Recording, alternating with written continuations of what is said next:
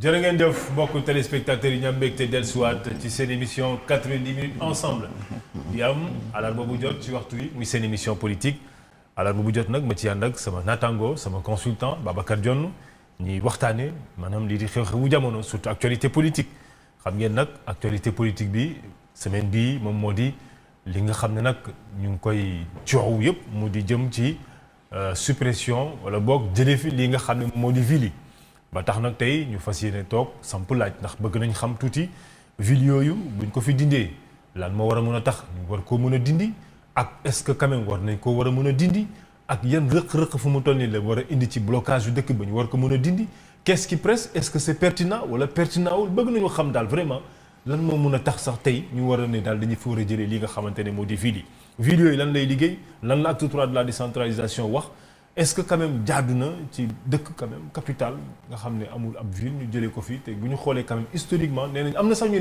ne serait-ce que pour la postérité sax war nañ fi bàyyi ville yi rawatina nag wii di ville Dakar ndax xam ngeen bokkoon na ci ñeenti communes yi bu ci njëkk nag xam ngeen moom moo di Saint-Louis ak Gorée ñu taxawal ko en 1872 Rufisque ñu taxawal ko en 1880 Dakar nag ñu taxawal ko ci 1887 mu di loo xam ne nag ab histoire la. tax na sax ba am na ñu nekk ci nguur gi ñu ne ñoom daal vraiment jàpp nañ ne lii di ville yi waruñu ko fi jëlee rawatina ville Ndakaaru am ñu ne sax loolu buñ ko waree def dañu war a indi ab toog waxtaan concertation ak ñi nga xam ne ñoom ñoo ko seq ma ciy ànd ak nag sama naataango ni ma ko waxee Babacar Dione ci émission bi Babacar maa ngi lay nuyu. maa ngi lay fay Cheikh di am mbégte comme chaque mercredi. jàkkaarloog téléspectateurs yi. non c'est vrai bala may jox xam naa du ma yàgg mais je veux juste yokkal la ci li ngay présenter sujet bi c'est important yaa ngi wax léegi 1872 Gorée. Saint-Louis. Saint-Louis. Première commune. c'est ça en tout cas moment boobu lañ ko def 1872. mais depuis lors nag nguur yi fi jaar yëpp Cheikh décentralisation dafa mel ni daf leen a soxal maanaam fexe ba nga xam ni pouvoir bi. centralisé dañ koy déconcentrer décentraliser ko au niveau des collectivités locales léegi collectivités territoriales la ñuy wax. pour mu wàcc si suuf loolu seet nañ ko ku ci nekk nag ku ci nekk ba si muy Abdou Diouf 1972 déjà. Senghor c'est ça ñëw 1996 ku ci nekk posé ay actes ñëw également ba si Ablaye Wade bi nga xam ne jaar na fi am yoo xam ne daf ko indi maanaam commune d'arrondissement yi bëri gis nga Macky Sall ñëw daal de nag communalisation intégrale. ñu dindi commune ku ci nekk am nga acte boo posé léegi nag laajte bi Cheikh mooy li nga wax est-ce que loolu yëpp ñuy posé comme acte il est vrai que il y a des acquis institutionnels ak administratifs ci organisation parce que dañuy gis ay rëq-rëq rectifier ko mais est-ce que amal na njariñ askan bi est-ce que décision yëpp ñuy jël finalement jeexital bi ci askan bi li taxoon ñuy xeex pour décentralisation pour askan bi delloo ñu yëg am yëg-yëgam ñuy faj ay ajoom est-ce que décision yëpp ñuy jël am na intérêt askan man je crois que axe boobu laa xam ne ni moo gën a am importance ci débat bi. ba moo tax nag débat bi tey ñu fas yéene ay borom xam-xam. dëgg ki ci njëkk moo di Amadou Sène Niang xam nga moom expert la ci wàllum décentralisation ba moo tax nag ñu woo ko parce que fan yi sax rédaction bi jël na ko ba jot taataan ay kàddoom mu génne ñu fi kam ay réflexions yu am solo Amadou Sène Niang maa ngi lay nuyu. maa ngi lay fay Cheikh. di rafetlu sa teewaay ci plateau bi. di la remercier di nuyu sama co-débatteur yi fi nekk. di nuyu Babacar sama ngoro. waaw dama koy tooñ souvent ne ko dag ñu war a dolli mais mën nañ ko dolli tamit ma koy nuyu bu baax.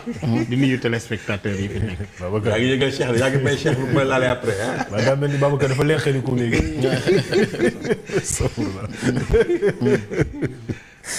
jërëjëf Amadou Sène ñu lay gërëm di la sant ba tey ci waxtaan bi ñu dalal kii di Aba Mbaye Aba moom ci ville de Dakar la bokk.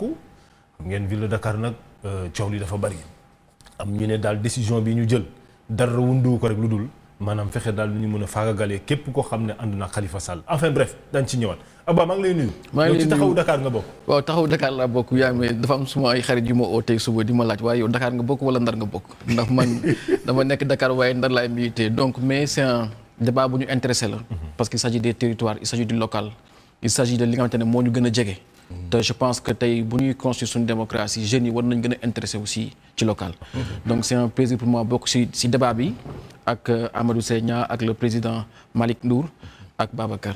su ma juumalee ville de Dakar yaa fa jiite. lii di maa yor direction de l'action sanitaire et sociale maanaam maa yor lépp luy santé ak social. jërëjëf jërëjëf Abba Saint-Louis bokk na ci affaire bi non. Saint-Louis bokk ci liste ville yi mais Saint-Louis bokk na je pense projet parce que bokk na dëkk boo xamante ne actuellement Saint-Louis am problème foncier Saint-Louis à l'étroit alors que commune bi ko wër encerclé fait 3 ou 4 fois Saint-Louis donc bokk na si ay problématiques yi war a suuxat réflexion bi. ah kay jërëjëf Abba ñu lay gërëm di la sant ba tey ci waxtaan bi ñuy dalal Pape Malick Ndour moom nag mooy président du conseil départemental de Guinguinéo am na sax ñu ne est-ce que quand même conseil départemental itam waruñu ko fi jëlee enfin bref loolu lépp dinañ ko laaj ci kanam parce que ku nekk ñu wax xalaatam fu mu toll nii ça va dans tous les sens moom ci plan administratif moom moo jiite Prodac waaye ci APR la bokk nag mu bokk nag ci APR waaye dañ fay taxawal benn kuréel bu yàgg bu ñëwee task force républicaine Pape Malick maa ngi lay nuyu. maa ngi lay nuyu Cheikh Diaby ñu ngi lay nuyu di la remercier ci invitation bi di nuyu sama naataango yi nga xam ne ñoom laa bokkal plateau bi di am yaakaar ne liñ fiy soulever comme débat mu nekk wàllu gox-goxaat yi nga xam ne yàlla am na benn cër bu ma ci jox. ma am as tuut li ma ci xam foog naa ne dinañu mën a def débat boo xam ne dina amal askan bi njëriñ. jërëjëf Pape Malick jërëjëf Babacar. oui Cheikh affaire bi politique la wala lan la. Cheikh dafa fekk ni pouvoir bu jàll fii rek Sénégal am nga acte boo xam ni majeur boo posé si décentralisation loolu ñuy fàttaliku boo gisee yi gën a fàttaliku mooy peut-être 72 boobu fekk na amuñu si xalaat trop à part documents yi ñu fiy jot a lire mais 1996 nga xam ni commune d'arrondissement yi dañ ko créé au niveau de Dakar boobu aussi les gens avaient pensé que affaire politique parce que pour ñëw rek politique bi mooy que ni dañuy gis ne Dakar c'est presque immaîtrisable incontrôlable xam nga ñi ngi rappelé ni 1993 élection législative pouvoir bi da ko perdroon donc local dafa perdroon département Dakar 1998 Abdou Diouf dafa perdre élection législative devant le PDS yooyu yëpp donc ay fee la yoo xam ne bu tombeek Dakar bokk ci rek da ci dugg. Dakar a toujours été une ville rebelle. Voilà ville rebelle oui mais mais Cheikh je crois que jàngat bi.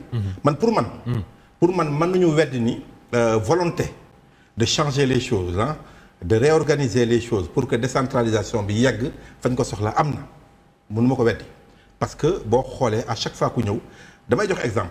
ci li ma si jot a comprendre le président Macky Sall bi mu ñëwee. dafa wax ni xam nga yaa ngi wax léegi département yi dañ koy non le président Macky Sall dafa gën a dooleel département yi parce que département su Macky Sall dafa nekk collectivité locale. daf ko créer daf ko créer en fait. daf ko créer avant Ablaye Wade région bi la woon. Macky Sall ñëw dindi région bi. daal di teg département bi dooleel département bi léegi daal di ne ville yi nga xam ne dañoo yore contour département léegi non ville boobu. maanaam dafay jël contour département bi day jël li département bi naroon def nañu dindi ville yooyu bàyyi département bi donc moom si logique bi mu nekk mi ngi dooleel département daa def nag benn communalisation intégrale fekk na Ablaye Wade moom commune d'arrondissement yi bëri woon nañ mu def communalisation intégrale léegi dëkk yëpp même bi gën a ndaw commune la c'est plein d'exercice ñu jox ko doole boobu aussi nañu fàttali bi ñu koy créé nit ñi dañu ne woon Khalifa Sall bokk na ci li ñuy néewal doole parce que pour preuve comme la mairie de Dakar dafa amoon tutelle ci toutes les mairies d'arrondissement benn moment ñu ne dañuy wàññi doole Dakar ñeneen ñi dañuy am plein d'exercice compétence yi nga xam ne yore nañ ko ñu jox leen moyens yi muy àndal pour ñu dawal. donc loolu nit ñi amoon na lu ñu ci jàngal mais man li ma seetlu mooy am na benn suite boo xam ni am na par rapport ak bu fekkee dañuy def communalisation intégrale dañuy dooleel département bi. c'est tout à fait normal pour man logiquement que ville bi ñu ne léegi dañ koy teggi daal di indi département bi à sa place. si li ma comprendre système bi mais par contre Cheikh là où je ne comprends pas mooy que ni dafa mel ni depuis que actes yi ñuy posé si décentralisation volonté bi am na mais li ma si jot a comprendre les experts vont m'édifier mooy que ni dafa mel ni dañuy tourner en rond. Pourquoi? li tax mel ni dañuy tourner en rond wax naa la léegi bu ñu jëlee 1996. on avait pensé que commune d'arrondissement yi dina tax les maires de quartier peut-être xaw ma nu ñuy woowee daal di gën a taxaw ba nga xam ni seen population dinañ gis parce que bu fekkee da nga fal sa maire. dans un petit espace en tout cas territorial boo xam ne kiiwul noonu di nga gën a jege sa maire pour que mu gën a xam seeni problème pour gën koo mën a régler la ñu xalaatoon mais benn moment on a dit que finalement non c'est pas ça moo tax li ma wax ni communalisation bi jox également des mairies de plein exercice en tout cas des communes de plein exercice nga xam ni soxlaatuñu commune d'arrondissement c'est les maires qui ça veut dire quoi ça veut dire que on a compris que peut-être fi mu ne le problème n'est pas un problème politique au moins bu mandat wala ñu ngi koy wax dañ ko jëmbale ci c'est une question qu'on doit se poser kan mooy borom Dakar électoralement mais depuis 2017 le président de la République gagne Dakar en 2019 on a gagné Dakar donc loolu je pense que comme il a dit je pense que c'est un argument non c'est la réalité oui, c'est vrai je l'invente pas je connais voilà donc beneen bi mooy commune yi ñuy visé c'est Rufisque lu ma lay bëgg expliquer. mooy en termes d'électoral yi passé élection yi passé depuis 2017 région de Dakar département Dakar yi président Macky Sall moo koy gagné loolu constat la moo tax may wax Rufisque. pourquoi on n'a pas invité dama koy confirmer encore une fois et je pense que à partir d'aujourd'hui war nañu d'accord ne le débat n'est pas débat politique le débat là dépasse des personnes ay ciblé benn nit rek dañ koy wàññi dooleem wala dara loolu moi je pense que au moins on est d'accord.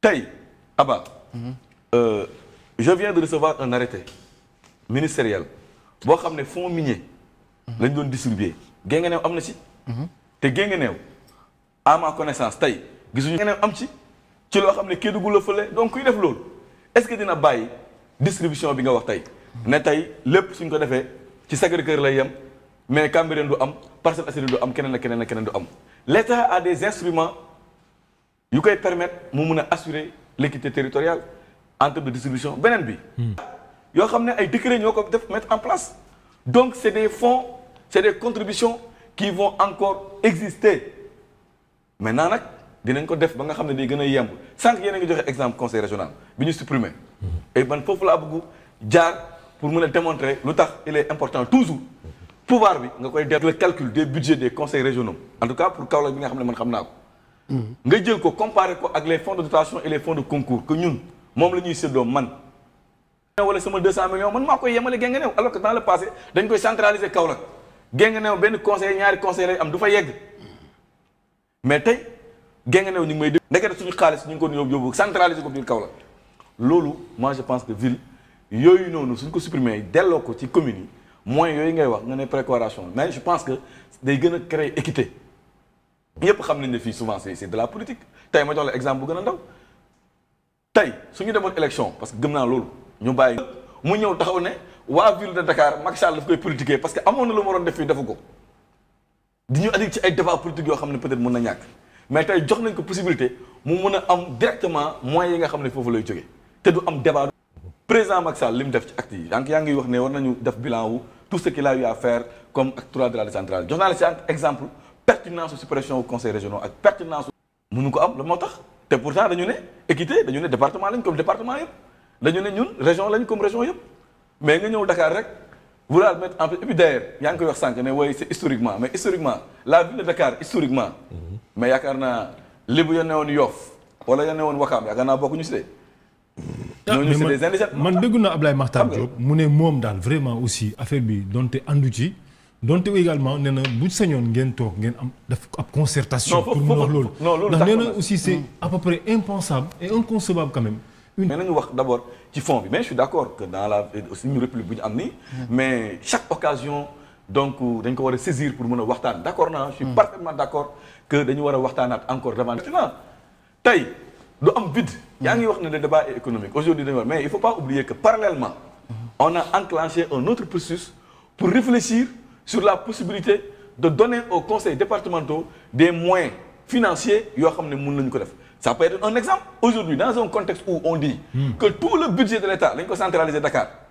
mais moi je pense que ça peut être une bonne piste de solution le fait de dire supprimons la ville de Dakar et les 40 millions mais nañ ko distribuer à l'ensemble des 45 départements ça sera 1 milliard pour Guinguinéo ça sera 1 milliard du Sénégal non les 58 milliards c'est le budget bi quoi dañuy wax il faut pas oublier le contexte quand on dit yéen opposition bi yéen a koy wax mais xaalis bi yëpp Dakar la yem investissement yëpp Dakar la yem ta Foundiougne Pikine etc. Ndakandir pourquoi pas aller jusqu'à prendre ces 40 milliards distribués à Guinguinéo ça nous fera 1 milliard 1 milliard moi je l'ai à Guinguinéo par année mais dama la ne en 5 ans tout ce qu'on parle là à Guinguinéo avec combien d'habitants 100 000 et quelques habitants non et à Touba combien d'habitants non exemple non man je ne dis pas ça qu'on fait man dama la ne réflexion la ñu nekk dañu prolonger réflexion bi aujourd'hui parallèlement quand on dit quand même que dañoo jël xaalis bi yemale ko Dakar àll bi gisuñu ko à partir de là war nañu mën a réfléchir pour wax yooyu quand même dama bëgg expliquer ne le débat s'impose et il faut pas que ñu tëju ci carcan wu oui c'est parce que on veut faire une chose dañu bëgg xeex diw wala dañu bëgg xeex non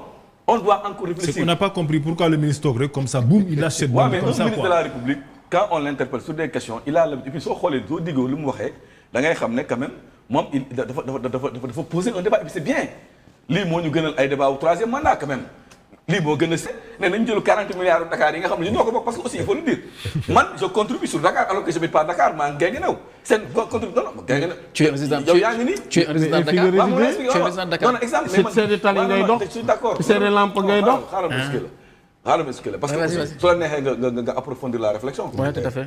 aujourd'hui le mil l'arachide Je suis pas d'accord avec Malick. non le Oui, mil Malick, hein. le mil l'arachide bi nga xam ne moom la ñuy lekkee di ko dundee di wax di brand C'est pas les présidents bañ a tas budget jàmbur yi.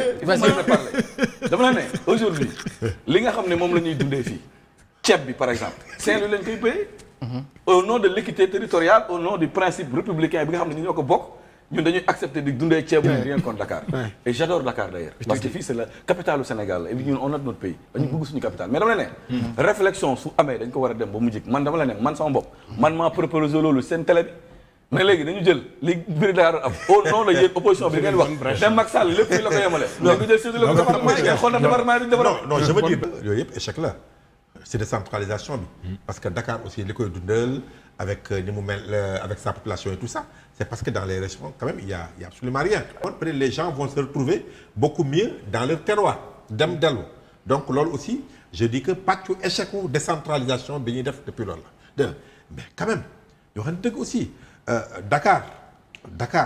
Dakaru ñëpp la Dakaru ñëpp la parce que lii ñuy wax yëpp quand même dañoo installé wu à kii Sacré-Cœur wala dañu installé wu ces grands centres là à Dakar investissement yooyu ñu wax si dëgg moo ko stimulé parce que c'est la capitale si c'était à Saint-Louis peut-être noonu lay demee donc je veux dire que loolu am na benn part et également il faut que man fi may gisee équité mooy que ni est-ce que quand même à Dakar avec toutes ces communes d'arrondissement ak yooyu benn échelon maanaam cristalliser lépp waxoon ni dafay jël des stades dans toutes les communes d'arrondissement équipés gazonnés tout ça je crois que ci la ko gëj a wax loolu c'était bien mais je veux dire est-ce que également c'est à la mairie de Dakar mais vu l'état même de pauvreté de nos communes de nos collectivités territoriales waxuma fenn même biir Dakar biir Sénégal benn anecdote yëmbal mu ne dafa dugg benn boutique le gars il est venu ak benn brosse ñëw boutiquier bi defal ko pâte. Ah bon?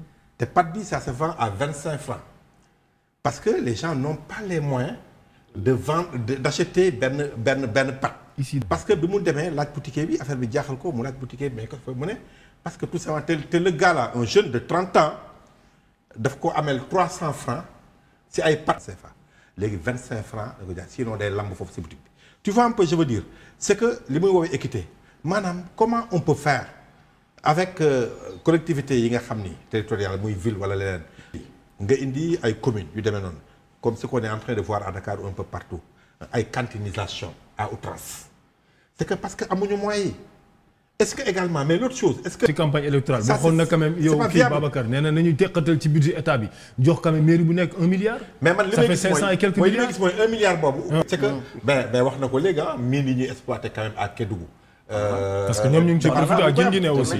non peut-être que de manière aussi banale ou simple organise ñu ne dañuy pàcc sul nekk parce que pour permettre que ñu xam ni kat fii ak 10 ans ou 30 ans collectivité boobu du soxlaati ñu koy def ay infusion toujours ay perfusion en tout cas pour muy continuer di dund c'est ça le problème au Sénégal c'est que dañu war a nekk dans une logique de développement. C'est ça. man collectivité bu ñu koy wax man pour man loolu la nu muy wàccee bi mën a yegg ci population yi mais là aussi c'est la responsabilité yéen les maires mais yéen aussi am ngeen potentialité vous avez de la potentialité. kon yow Babacar da nga jàpp ne même le fait que de faire disparaître la ville là ça ne fait rien du tout même pour la postérité tout ça waruñu garder la ville de Dakar.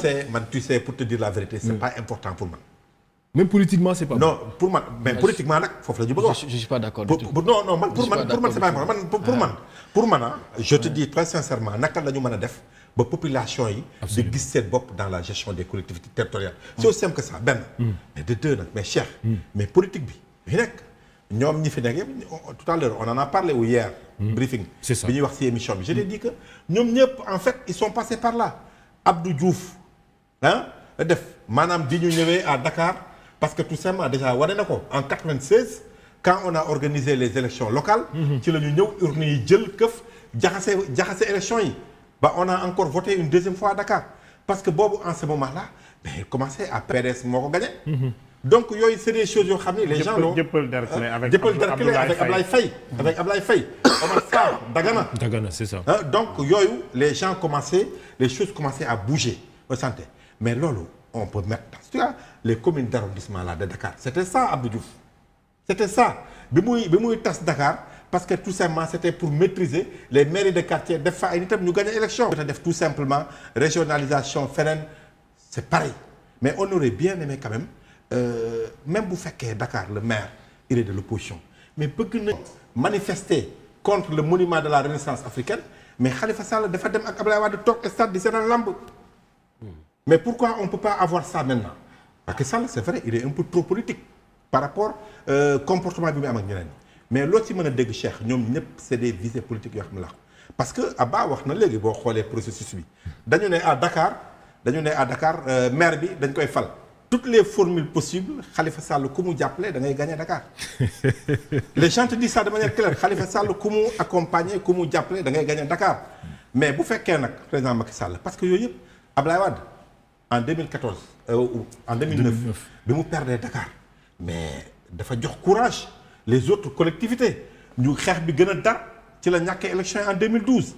Thiès entente mën na am avec Idrissa Seck parce que mburoog soow la léegi. waaw léegi de mburoog soow la donc mën na nekk amul problème supprimer seulement Dakar bàyyi yeneen yi dafa xaw flagrant trop quoi. mais mën nañ ko emballer aussi de manière à ce que mais lu ma la mën président Macky Sall moo maîtriser Dakar. moo ko moom moo ko gagné wala amul benn problème pour gagné ko xalaatuma ni décision yi mu jël dina ko jël. parce que en fait c'est vrai que les gens peuvent dire ban impact lay am on attend beaucoup plus que ñu prendre des actes yoo xam ni Sénégal yi nañu gis ci bopp dañuy gérer dëkk. absolument donc Amadou Sène man dafa am lu ma la bëgg a laaj. ñaata ville la su ma jumalee du ñeenti ville la wala 5. waa léegi 5 yow nee nga d'accord ñu supprimer ville yi wala. non léegi. d'accord ma niveau bii régler problème intercommunaux yi ñu supprimer ko. d'accord léegi dama bëggoon ñu totaliser nag budget 5 villes yooyu ñaata la. parce que comme da ngeen ko bëgg répartir ñu bëgg a xam exactement. non je vais pas entrer dans son jeu. cher non mais da nga may c'est important. Notion d'équité et d'égalité. Les tenants du pouvoir confondent équité et égalité. Ils parlent d'égalité moom li muy wax nii. équité non li nga expliquer égalité la lu Dakar am nañ ko am ñëpp nañ tolloo 1 milliard. je persiste que c'est équité. non mais li après naa expliquer. da nga ne na ñëpp tolloo 1 milliard. loolu égalité la c'est pas de l'équité. équité si misaal am naa man awma ñaari soxna benn laa am mais damay def exemple rek ñaari jabar kenn ki am na juróom-ñaari doom kenn ki am na ñaari doom waaw ma war leen jëndal yére ma war leen jox dépense tabaski maanaam ku nekk day am 250 000 su ma ko séddalee équitablement damay xool ki gën a njaboot damay xool ki nga xamante ni moo ëppi charge ma jox ko. pour revenir maintenant à ce qui se passe si yenn aspects yi damay dans ñuy wax ni mën nañ ko séddale lu jëm si wàllu Sonatel par exemple. c'est-à-dire loolu d'accord naa si mais am na loo xamante ni le fonds minier pourquoi ñu séddale ñëpp am ndax dafa am ñaari pàcc. yàlla yaa boru fonds minier bi. boru 5 ans la li may wax ñu may dégg les élus locaux associations yi wala xam nga ko yow. boru 5 dañu si avance 5 milliards avancé parce que les ressources naturelles appartiennent à la nation. ñëpp ko bokk. maintenant dëkk bu ne day am potentialité. dëkk bu nekk day am potentialité am na dëkk yu comme boo demee Diaobé par exemple am na lu ñuy tirer ñoom ci seen marché boobu nga xamante ni dafay dox carrément bokkul ak commune bi nga xamante ni peut-être mu ngi nekk à côté te du ko mën a jël mais loolu potentialité Diaobé la muy recevoir ci ay nit. la muy recevoir ci ay incidences négatives du ko séddoo keneen ki. mais comme ni ko Babacar waxee ñeneen ñi mais ngir suqali quand même dëkk bi baax na quand même. fan yëpp di wax fumisterie d'État.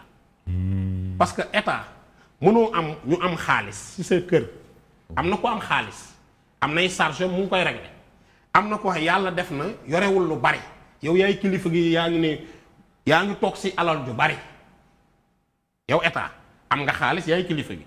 am nga doom bu am xaalis mën a régler problème yi mëtulul tax ay problème am nga koo xamante ni amul xaalis moom dafa proposer ñu yulli poosé ki am xaalis jox ñi amul ñëpp ci kër gi loolu la ma ne waruñu summi yëree sàmm jox ko Demba parce que Demba amul yëre te sàmm yëre yi dafa bëri bu dee man maay état ma njaboote ñëpp. nooy def damay génn ko ndax communes yi wax nañ koy créer comment il faut créer ça est-ce que dañuy jël ci fiscalité état ñu jox ko département ñu bàyyi lâcher du lest wala est-ce que dañuy jël ci fiscalité communes yi ñu jox département yi c'est des questions que je pose et je veux des réponses parce que ñoom dañuy. ville yi ak communes yi. non amul benn interférence xam nga bu amee interférence ñu clarifier damay wax ni te Adama Diouf wax na ko président de l'UAL.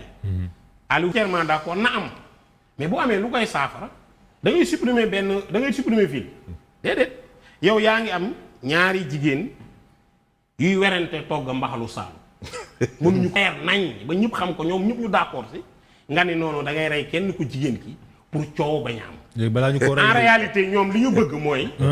c'est quoi la voie c'est quoi la voie nan lañ ko war a mën a saafara donc mooy yoon wi ni ñu ko tracé ni ñu ko tëggee wax na sànq procédure d'urgence maanaam texte yi bu ñu koy defar en 96 Abdou Diouf 3 avril 1992 nationalisation ne day créer un niveau intermédiaire ñu discuter ko ñeenti at dégg naa président Adama Diouf ne wéy ñun kenn du ñu jël lenn feneen ñooñu dañu waroon ak boobu copier nañ ñëw parce que on a suivi un peu les différentes moutures yi am ci acte 3 bi donc loolu aayul que ñu dem jëli taataan def un peu de benchmarking tout le monde xam ni ñëpp xam nañ ni en matière d'intelligence économique dans le développement benchmarking outil la bu baax. c'est ça maanaam jàngat ci ñeneen ñi lu ñuy def loo fa mën tirer nga téere ko donc ce que je veux dire pour finir sur ça. waaw mooy lisibilité de compétence problème boobu bu amee la koy saafara da ngay dem sa texte yi nañ ko defaree. nga defaraat ko. ils ont reconnu am na ay failles te failles yi ci ëpp comme ni ñuy waxee tey jii. failles yu ci ëpp waxoon nañ tey jii on est en train de poser des questions il a fait de bonnes propositions à son niveau. c'est formidable moi j'applaudis parce que réflexion bi en réalité Sénégal foofu lañ dañu war a di proposer ñuy wax. d'accord nañu créer Guinguinéo def ko ville pourquoi pas.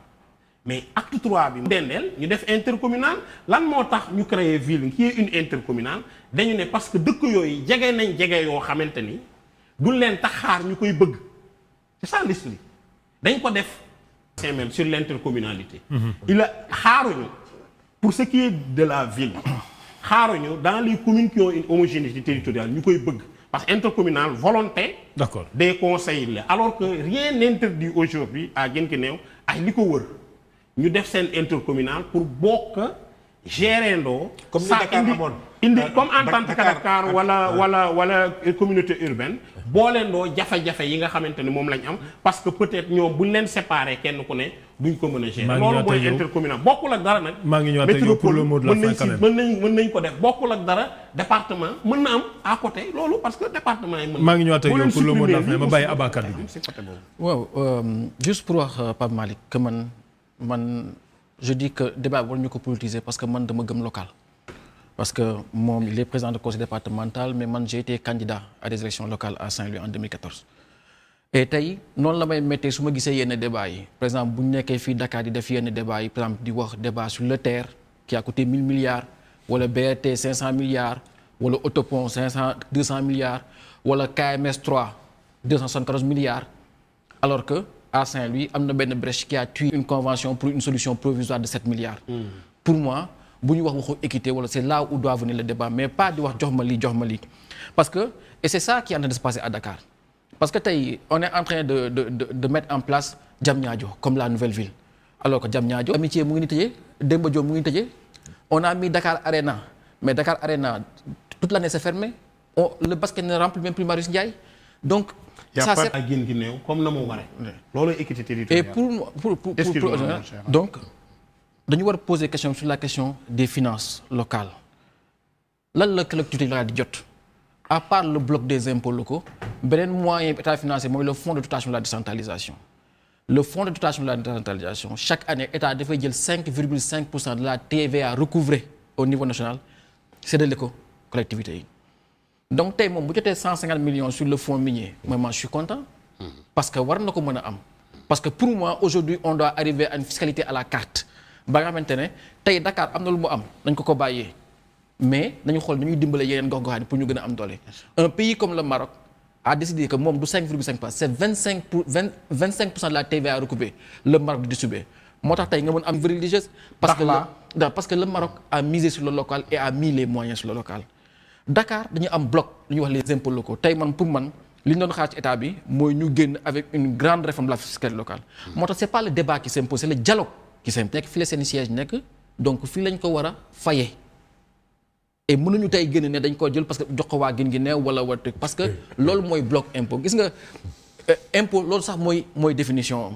donc tey loolu avantage Dakar la dañ ko war a bàyyi Dakar au contraire dañu war a jox Dakar autonomie fiscale parce que lan mooy problème mu Dakar tey Dakar da ngay ñëw ñu ne la direction générale des impôts et domaines mooy définir sa assiette maanaam yow da ngay toog tegle say tànk rek jékki-jékki direction générale des impôts def wër ay enquête am ñëw génne document lu ñu wax rôle d'impôt jox ko waa trésor yow nga war ne la assiette bi direction générale mën na la génne ne rôle d'impôt bi tu as 50 milliards trésor recouvert 25 milliards te en plus ministre des finances mën na toog fële fu ko neex di maye ay agréments fiscaux. On a vu ici, on a eu plusieurs exonérations, plusieurs contentieux yu ñu am le ministre annule des impôts des collectivités sans aucune explication par rapport aux mairies alors que Dakar on doit lui donner plus d'autonomie mu mën recouvrer ay impôts. On a l'impôt foncier ku koy fay le propriétaire foncier yow boo amee sa kër tey sa terrain nga tabax ko pendant 5 ans da ngay fay impôt lu ko da ngay fay foncier.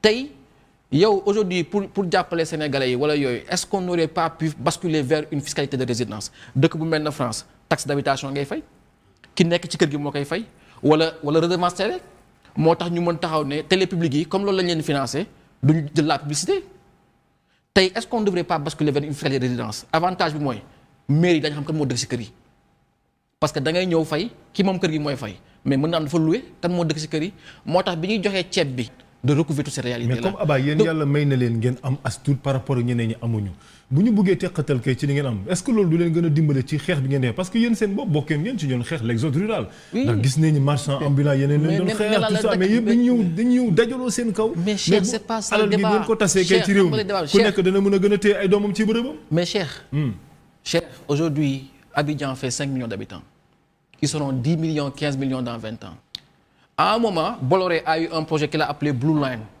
C'est benn raay bu ñu teg la pour connecter tous les ports en eau profonde de Abidjan à Lagos parce que le marché africain est trop étiqué il veut créer un plus grand marché mais qui part de Abidjan pour aller vers le Nigeria donc ça nous isole nous donc suñu objectif mooy comment construire une grande métropole une région capitale alors qu'on a des problèmes d'investissement je donne un exemple très simple tiens tey jël nañ 274 milliards def ko ci KMS 3 pour waa Ndakaaru mën am ndox gis ngeen problème ndox yi am Dakar doyul ñu jël 130 milliards def benn usine de dessalement eau de mer fii à Mamel doyul parce que chaque jour dina am encore un déficit de 50 000 mètres cubes bu ñaari usines yi commencé dox xam nga lu ko waral moitié bi. mooy la vétusté du réseau. am na ay quartiers yu des communes yu bees ay Médina Plateau réseau ya fa nekk ña dëkk léegi ñoo ëpp doole foofu ña ngi utiliser réseau yi. nee nañ fi léegi fukki at foog ñu amaat beneen KMS 3 foog ñu am beneen usine d'approvisionnement en eau potable rien que pour Dakar ak beneen usine de dessalement eau de mer dans la Grande Côte vers Mbour. pour mën a contenir besoin en eau agglomération de Dakar mais bu fekkee état bi jël na presque 300-400 milliards lépp ko. def ko ci eau potable de Dakar mais au moins mën nañ bàyyi mairie ñu supporter le poids de l'investissement du renouvellement du réseau c'est le type d'arbitrage qu'on doit avoir mais waruñu nekk di xool naan non kii war na maa ko wax fii bu ñu bàyyee Dakar ak potentiel Dakar soxlawul keneen dara après l'État peut trouver d'autres ressources wala yokk le prélèvement sur la TVA pour jox ko aux autres collectivités en fonction. besoin yu am. léegi loo xalaat ci lu Babacar waaw boo daaneel boo ma laaj la lu Babacar wax loo ci xalaat. une ville comme Saint-Louis tey ñëpp xam nañu que Saint-Louis avec l'exploitation du gaz et tout Saint-Louis peut changer. tey corona bi lu muy indi da ngay xool les villes françaises là France lu mu décidé nee na ñoom ils vont réviser leur chaîne de valeur maanaam la France ne peut pas se permettre dem di xëccoo ay masques en Chine donc tout ce qui est approvisionnement en santé et en agroalimentaire délai du dépasser 4h05 de temps mais nos aéroports sont à 4h05 de temps de Paris. tey da ngay dem Ndar gis fa ay SCL ay GDS ay exploitation agricole pour mën construire un développement parce que au bout du bi loolu moo si am solo la question n'est pas lu tax Dakar am lii day mel ni un état ne fonctionne pas comme ça la question c'est comment faire pour que les collectivités soient des outils de développement. Il y a pas l'ombre de Khalifa Sall dans tout ça également. Même s'il y avait disons tey gën na Cheikh nos collectivités ont 3 problèmes foncier que ce soit foncier occupé ou non occupé comme à Dakar urbain. C'est pas en 2024 en Sénégal yoo am un ministère buy defar ay rond-point def ay fleurs wala di xëccoo ak mairie aménagement place de l'Indépendance. Troisième problème bi ñu am c'est le temps l'accélérateur du temps pour un territoire c'est la démographie. Parce que comme le docteur Onas wax est-ce que dañu wàññi naissance yi est-ce que duñu limiter parce que on n'arrive plus à avoir suffisamment d'écoles suffisamment de centres de santé suffisamment d'équipements de base aujourd'hui il ne faut plus. yow yaa agité affaire bi si biir 5 villes yi dama bëgg a xam budget bi ñaata la te nee nga vraiment bu ñu ko tasee dina am lu mu jëriñ ñu xam ñaata la kii mu ngi à 58 milliards ci année bi. yeneen ñeent yi des ñoom ñaata la ñu xam est-ce que c'est 100 milliards bu ñu defee le cumul wala déet. bon je pense que c'est une réflexion boo xam ne war nañ ko def vraiment pour voir aussi. ngay soulever dafa dépasser possibilité wu ville Dakar daf ko dépasser. non je vous explique. non xaaral plusieurs raisons. Vas-y. D'abord parce que yéen vous êtes là depuis 2009. Oui. Mais concrètement à part le lait à l'école. les autorités de dépense de la ville de Dakar. loolu c'est un débat boo xam ne dañ ko waroon def. mais def nañ fi ay pavage aussi gisoo pavage. non xaaral non c'est que c'est une question qu'on se pose. c'est une question qu'on se pose honnêtement avec tout ce qu'il a dit là. D'accord. Il y a un impôt qui est là léegi dañ ko bëgg dissoudre ma non si on mûrit la réflexion am na ay possibilités yoo xam ne comme ni ko saa waxee si tu n'es pas d'accord avec moi même moi je persiste encore c'est effectivement de l'équité wax la ne su fekkee ne xalaat fi ñuy dugal xaalis boobu rek si lu jëmee ci askan bi njëriñ je pense que am na fi jox naa ay solutions yoo xam ne éventuellement on doit pouvoir l'envisager. loolu quand même c'est important de le préciser. Maintenant je persiste encore une fois que effectivement le débat au niveau des collectivités territoriales pour les départements par rapport à leur fiscalité se pose avec acuité et je dis que parallèlement ñu poser débat au ville bi parallèlement dañoo poser débat boobu te ñoom à partir de la suppression de la ville je dis encore une fois et je le précise non c'est mon opinion non c'est-à-dire que au moins c'est un débat qu'on pose yaa ngi dégg et qui est là tey je suis d'accord quand aujourd'hui Abba nous sert que effectivement Dakar le monde nous interpelle. La marche du monde. Non. C'est que c'est un débat politique. Tey ailleurs suba suñu invité woon débat pour ñu. Pourquoi c'est un débat politique? Non. Tey suñu invité woon débat pour ñu xool ñu war a def bilan wu terre war a def ay bilan stade aujourd'hui il a tiré par exemple. En 2026 non exemple laa 2026 on a les JO. alors que c'est même Abba la tire sur les stades olympiques sur et cetera. Donc pour wax ne quand même il faudrait qu'on soit cohérent dans ce que nous voulons man li may wax dama koy wax encore une fois.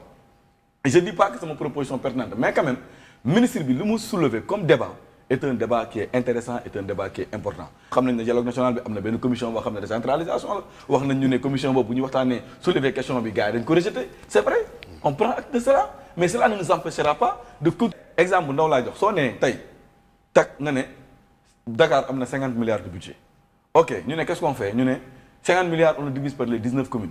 waxuñu waxu nga ne dañ siy limité rek ci kaw commune nga ne 19 communes bu koy diviser. noo koy diviser de façon égale su la neexee su la neex non bien vrai que ñun ñëpp xam nañ sànq wax naa ko état bi am na ay méthodes de péréquation parce que sànq démontré naa la ne la man aw ma minier aw ma dara te pourtant jot naa donc l'état a des dispositifs am budget boo xam ne moom ci boppam dina toog woo pinc yi yëpp ñu toog ñu ne suñu xaalis bi 3 milliards yeeg 4 milliards yi fan lañ ko war a dugal ñu proposer ay initiatives yu pertinentes yoo ça soulève la réflexion beneen bi te c'est important aussi de le préciser le président Macky Sall bu mu ñëwee dañu gis effectivement cohérence dans ses actes sax conseil régional mosuma dégg ñu ne moo ko andi fii Guinguinéo te yow yaa ngi tabax ay ambulance yaa ngi andi ambulance yaa ngi tabax ay maternité et cetera loolu président Macky Sall moo tax mu am nañ ko wax na dëgg rek comme c'est sa contribution plus pertinent que le conseil régional bon ay affaire kii international on se débrouille quand même parce que c'est politique instances yooyu en général c'est des instances politiques ay postes lañu fay non lu si ëpp. non je suis d'accord. non moom laa expliqué parce que su ma nee ARF xam naa lu muy association internationale des régions francophones je suis d'accord mais la suppression des régions au Sénégal est-ce que ça nous a empêché nous d'être membres de l'ARF est-ce que ça nous a empêché nous tout ce que l'ARF donne ñu am si non amul. Donc pour dire que à l'international aussi c'est un faux fuyant c'est pas quelque chose de fond. Un très bon instrument. Le président Macky Sall a supprimé les communes rurales pour amener les communes. dama lay ne am na ay communes yoo xam ne tey am nañu sañ-sañ ci wàllu impôt yoo xam ne amuñu ko woon temps nekkee conseil régional ça a augmenté les budgets. te mën nañu ko gérer aussi. non mais attention mais yokku na mais attends yokku na mais ressources yi aussi yokku nañu. mais est-ce que population bi gis na ci boppam. mais bu baax a baax. bu baax a baax. xaaral bu baax a baax. yokk na ci bu baax a baax. aujourd'hui tey Sénégal moo jox la exemple le débat sur le financement de la décentralisation aujourd'hui président Macky Sall bi dem bay wax PACASEN rural ñu koy mettre en place tey ñuy def ay concertation avec les bailleurs de fonds qui vont nous amener peut-être vers des subventions wala vers des endettements à la limite. Mais aujourd'hui il parle de potentiel fiscal de 100 milliards boo xam ne mu ngi Dakar encore une fois je reviens sur Dakar. Mais 100 milliards yooyu tamit nañu waxante dëgg. su fekkee débat bi dañ ko posé parce que il faut qu'on soit cohérent Cheikh dans le débat. Aussi bien il est pertinent de poser le débat sur Dakar ni mu war a mel nga génne li ci état bi di def mais autant aussi il est important et pertinent. man pour man c'est pas deux débats yu bokk. c'est ce qu'on dit yu bokk ndey ak baay. on dit pas le débat contraire. yi ñoo bokk ndey ak baay. léegi nag nga jóg rek décréter ne waaye état bi dafa war a jël budget boppam léegi wàññi mais attends l'état yow wax nga ko sànq nga ne état il est immensément riche non l'état n'est pas immensément riche l'état s'endette. Non, par rapport aux collectivités locales. non attends mais par rapport au nombre de recettes. mais si tu compares par rapport aux charges de l'état quand même c'est pas ça fait pas photo. Donc aujourd'hui pour man c'est à partir du dispositif fiscal existant aujourd'hui moom la ñu war a defaraat kii ko nu koy wax yaxanaat joyantiwaat voilà joyanti man pour man la réflexion je le trouve comme ça à partir des dispositifs fiscaux qui existent. bi Kayar ay milliards ñoo fa nar a génn parce que c'est l'exploitation du pétrole du gaz est-ce que ñun dañ ko war a bàyyi noonu rek non dañu ko war a joyanti réfléchir wax. parce que ressources si Sénégal moo ko moom. waaw fu may terminer fu may terminer parce que aussi tamit quoi comme bis les ressources on dit ça c'est la loi mais les ressources fiscales aussi sont les ressources qui appartiennent à tout le monde il faut le dire man c'est ça la perception que j'ai de la fiscalité c'est ça le sens des impôts les impôts sur le revenu aujourd'hui tu peux su fekkee da ngay continuer réflexion bi war nañu dem ba xalaat ñaata si fonction publique bi ñaata nit wala ñuy travail ñaata ñoo ci dëkk Dakar ak ñaata ñoo ci dëkkul Dakar nañu wax dëgg rek impôt sur le revenu nous permet de financer nos infrastructures léegi nañu continuer réflexion bi lan ngay oowee dëkk. non dëkk mooy cosaanoo ñan ñoo ci cosaanoo laa la wax fi nekk voilà. non cosaanoo ak nekk yëpp ñoo si yem non attends rek dama la bëgg expliquer su fekkee réflexion bi ngeen mën nañu ko war a mëne ba foofu daal pour terminer sama xalaat daal mooy il faut qu'on fasse une réforme et pour faire la réforme on n'a pas besoin encore de faire du matraquage fiscal de créer d'autres taxes population bi di ci kii mais nañu xool li nga xam ne moo fi nekk ñu jël ko joyanti ko ñi doon am 1 milliard dimbali ñi nga xam ne ay 200 000 ak 300 000 la ñu am. léegi Sénégal yëpp am dernier tour de table la ñuy def. 12 minutes ama dese ku ne dama koy bàyyi ñetti minutes. ndax ñu tëj Babacar. non Cheikh man dafa am fu may ñëw rek. waaw bismillah parce que rythme bi nga xam ni moom la Abba wax léegi. mais c'est un rythme intenable. et pour Dakar et pour le Sénégal. lu tax. non gis nga rythme boobu rythme de développement galopant de la population. ni muy yokkee. comme ni ko waxee léegi. mais on peut pas continuer comme ça. parce que ñun rythme infrastructure yi ak équipement yi bokkuñu. infrastructure yi ça prend du temps. pour être édifié. mais équipement yi aussi mën na bëri xoolal par exemple Dakar oto li fi nekk si oto. bëri ce qu'on appelle équipement. c'est ça équipement wu Dakar yi ngay defar ay infrastructure boo defee tali bala ngay defar kañ la non c'est un rythme intenable. aussi bien pour l'eau bi nga wax nii. ça veut dire quoi aujourd'hui man je crois que c'est pas à ce rythme là. qu'on libéré développer les collectivités territoriales. non parce que sinon du dem.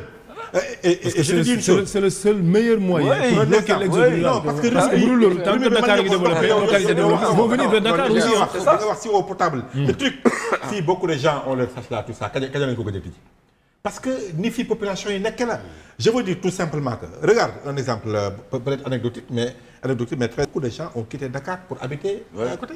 à Keur Massar à Diamniadio à Rufisque.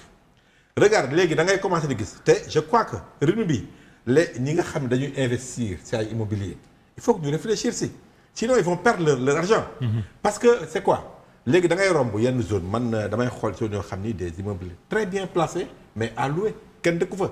ça veut dire quoi c'est vrai que c'est très cher mais affaire bi day wàññeeku. dina wàññeekul boppam. parce que les gens les sociétés sont en train de changer. di dem fu nekk. parce que Diamniadio aujourd'hui quand même administration ba nga fa beaucoup de gens aussi préfèrent être à côté de l'administration sénégalaise des membres du gouvernement mais ñooñu dañuy jógee Dakar dem ça veut dire quoi noonu la ñu mën a autoréguler affaire yi ça veut dire que bu fekkee Dakar génn nañ fi yenn activités yi yóbbu ko un peu plus loin que ça soit dans la banlieue ou dans les régions Dakar day wàññeeku c'est à ce rythme là la ñu mën a maîtriser investissement yi à Dakar. mais c'est ce qu'on dit. mais rythme bii ñuy demee nii daal di aller plus loin par exemple yooyu ñu def ci autre point et tout ça ou 300 milliards mais du ko jar. du ko jar donc ça veut dire quoi aujourd'hui état bi xam na là où ça blesse fan la méthode bi nekk fan la difficulté bi nekk mooy que ni Dakar boo gisee les gens réclament quand même les ressources de Dakar mais parce que tout simplement ñu ngi siy contribuer te dëkkuñu fi. te bu ñu sañoon quand même fu ñu dëkk am mais fii ku fi sañoon fa nga dëkk. mu nekk à un niveau tel que da nga fay liggéey. Je crois que Babacar, il faut commencer à penser de plus en plus à décongestionner Dakar. Pourquoi? Parce que Dakar, en l'espace de 4 ans, 5 ans, voire 6 ans, a englouti 6 000 milliards de francs CFA. Mais c'est intenable. Ça, c'est énorme. C'est quel monde terrain ni dur d'homme aussi. D'accord, je suis chiffré. Non, je ne suis pas d'accord. Bon, ça sont les chiffres que je tire des spécialistes également. Moulin Ndiaye qui l'a dit, qui tire ça de la NSD. ma terminer foofu. xool de grandes villes New York boo xoolee ay Broadway yi ngay dégg lan la woon mais c'était des zones yoo xam ne dangereuses population yi fa dëkkoon bi ñu ñëwee génne leen ñoom ñëpp mettre fa des infrastructures mettre de manière muy indi investissement mu indi xaalis te du nekk nit boo xam ne rythme boo xam ne effréné où tu seras obligé d'investir en équipement et en infrastructure. C'est ça. Dakar je crois que c'est le seul problème dañoo décentraliser décongestionner pour que population yi delluwaat seen dëkk. Amadou Sène bismillah 2 minutes après ma jox. merci xam nga dafa am ay thématiques yu am solo yu fi jóg. Si problème si on parle de prospective territoriale on se projette sur l'avenir au regard de l'évolution de la population, des besoins en équipement, en infrastructure, des besoins des sociaux de base. La problématique de la centralité fonctionnelle de l'agglomération dakaroise qui part de Dakar ici jusqu'au-delà même de Diamniadio se pose. Donc loolu lépp man si dama lay rejoindre foofu nii oui on peut parler de métropole dakaroise. Vous parlez de proposition, faisons de tout ça la ville de Dakar. Oui. De tout ça Rufisque, laissons la commune de Rufisque comme telle. bu leen neexee ñu bañ ko tudde ville comme ni mu nekkoon à l'ancienne et allons vers une grande ville de Dakar qui va justement prendre en charge l'ensemble des préoccupations d'avenir yi nga xamante ni fondamentalement par rapport aux défis du futur dafay poser. La réflexion doit être orientée dans ce sens. Maintenant li ñu fi wax ni yëpp. Est-ce que supprimer Dakar dina tax mu saafaraw. li ñu fi tudd yëpp supprimer Dakar loolu lan moo tax loolu. Il a dit beaucoup de choses qui sont assez importantes. Man je ne sais plus où ils mettent leur compétitivité territoriale. Vous voulez que lu waa yore rek ñu leen di may. Non, vous avez dit vous avez dit que l'objectif de l'acte 3 yow kii nga ku am dara rek. Et la correction des incohérences. Non, mais cohérence territoriale ou tenant compétitivité territoriale. Là il faut qu'on s'entende bien sur cette. Mais à partir de là correction. bëgg nañ fu mel ni Touba. Touba c'est intenable benn commune rek yore ko. D'accord naa ñu def des communes à l'intérieur de Touba créer la ville de Touba. Qui prennent en charge des questions plus importantes comme ni ma ko waxee pour la région de Dakar def ko Ziguinchor ay critères la yu bëri yooyu combiné pour mën a am ñu def ko Mbour def ko Kaolack def ko Saint-Louis nga xamante ni au moins on a de grandes villes yu mën a taxaw parce que tey boo xoolee Durban nga xool Lagos nga xool ay Cape Town nga xool Casablanca yi mu fi cité sànq mais c'est tey jii man maa ngi nii forum urbain mondial. Les défis du futur pour les collectivités locales. Il l'a dit. L'avenir, c'est la collectivité territoriale. Et la ville est l'espace. D'accord. L'espace de conception et de réponse aux préoccupations. Et tout. La gentrification, là, c'est différent. C'est comme quand Bill Clinton, le président, ñëw jël bibliothèque am samp ko biir Bronx. C'est dangereux parce que da ngay transformer la zone, mais tu repousses les populations vers des zones beaucoup plus précaires. Benn bi mooy li mu wax, ville de Dakar 40 milliards de recettes. Ville de Dakar par exemple si boo jëlee nomenclature budgétaire am presque avec les communes d'arrondissement parce que yoruñu woon commune d'arrondissement rek di dox dañ leen doon jox li ñuy wax participation. Il y a un calcul qui est fait à partir de la population et on versait en moyenne entre 5 et 10 milliards aux communes. C'est la santé que Dakar boo deful un mur sanitaire entre les communes et les hôpitaux yi fi am musiba day am. Aujourd'hui s'il y a la santé à Dakar c'est parce que il y a Philippe Maguilène Senghor, il y a Gaspard Camara, il y a Nabil Choucair, il y a le centre de Plateau. Dans chaque commune d'arrondissement, il y a un centre de santé qui maintenant a un laboratoire, a un bloc, a tout ce qu'il faut. La part de la santé de la ville de Dakar avant Acte 3, c'était minimum 4 milliards par an. La ville de Dakar a son corps de médecins, a son corps d'infirmiers, au moins entre 1 et 2 milliards par épargne. On l'a utilisé pour l'EP. La ville de Dakar a un emprunt au niveau des banques. On a emprunté auprès de la banque, bien gagné les ambulants, 1 million d'euros, qui nous a permis de passer de 10 000 points lumineux à 40 000 points lumineux à Dakar. On a un prêt de 9 milliards de la BOAD qui nous a permis de refaire la voirie. Parce que depuis le chantier de l'ANOCI, il y a eu plein qu'on met des milliers de milliards à Dakar. Nous menons un gouffre sans fin. Et ça n'est pas le problème. Et c'est ça le budget de Dakar. Moi, je suis au passage. Donc maintenant, que faire? bi ci njëkk mooy que l'État du Sénégal mette de l'ordre. Tu ne peux pas avoir un pays qui a un ministère de la décentralisation, l'aménagement du territoire, développement des territoires, am une agence en charge de l'aménagement du territoire, am SOGIP, am pôle urbain de Diamniadio. Penser ce territoire-là, il faut dialoguer. Nan la ñuy def ba mu am un premier conseil métropolitain avec des élus qui viennent de toutes ces communes-là pour penser la cohérence de ce futur territoire, de ce futur Grand Dakar-là. Après, on repense la fiscalité. Fiscalité métropole bi mën na bañ a bokk ak fiscalité ville de Dakar. D'accord. Tey si tu prends un impôt foncier sur l'autoroute à péage qui est un projet métropolitain, ça n'a rien à voir avec le reste de la ville de Dakar. Donc ça c'est important. Pape Malick, vous avez le mot de la fin. na tontuwaale si pôle territoire yi. ban statut la ñu am foofu la loolu parce que pôle territoire on en parle depuis longtemps. Il faudrait qu'on mette du contenu dans ça. kon li ngay wax ni yëpp je pense que c'est pris en compte dans les réflexions yi nga xam ne moom la ko ma daal fu mu bëggoon terminer. mooy au moins pour une fois on a un débat boo xam ne teguñu ci politique et je pense que c'est nous qui avons été à l'initiative. Au moins pour une fois on pose le débat sur le financement, sur la fiscalité des collectivités territoriales. Je ne dis pas que ce que j'ai proposé est pertinent. De la même façon je ne dis pas que tout ce que tu as dit n'est pas vrai.